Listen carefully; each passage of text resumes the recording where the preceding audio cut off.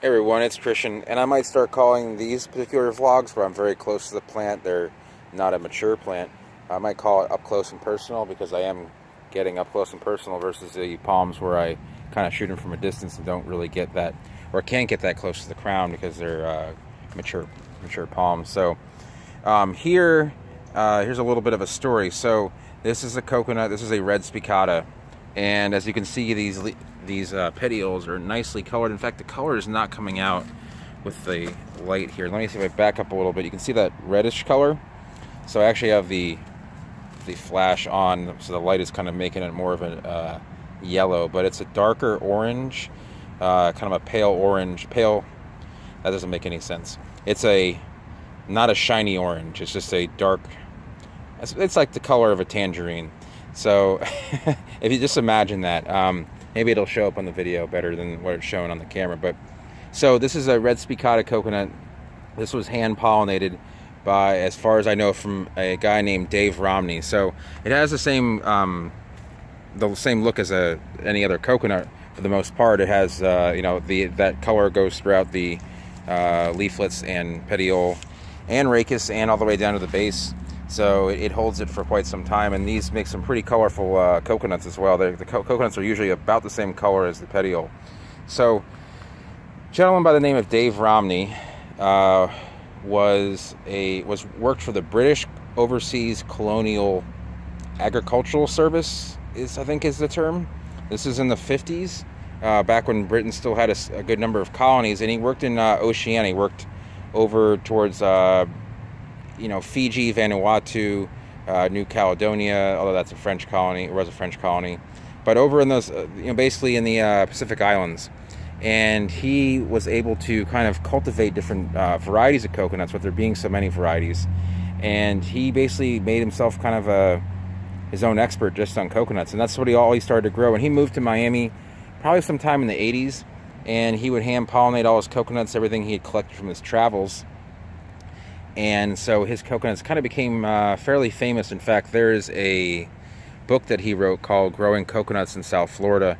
I have it somewhere. It's just a paperback with a plastic spiral bind on it. It's not something you can find in a store. He actually just gave it to me personally when I bought some stuff from him about 10 years ago. And he passed just a few years back, so he's no longer doing this.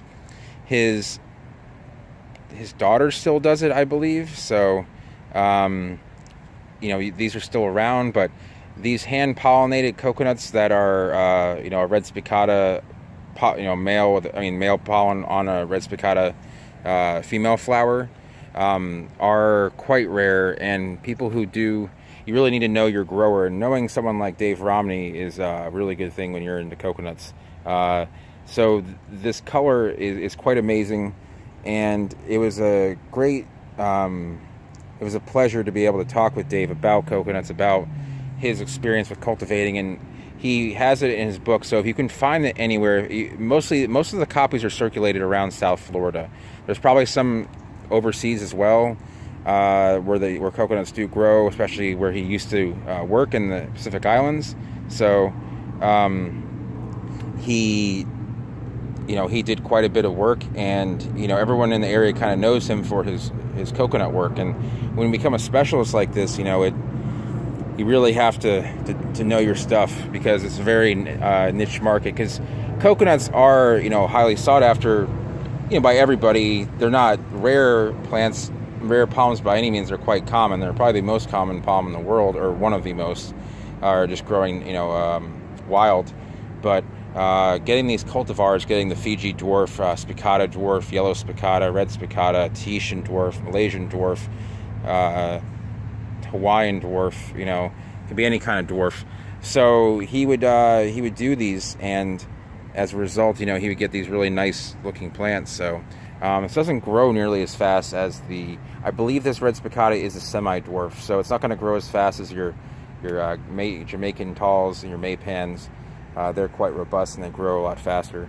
So people want to say that certain varieties are more cold hardy than others, and I can't attest to that at all.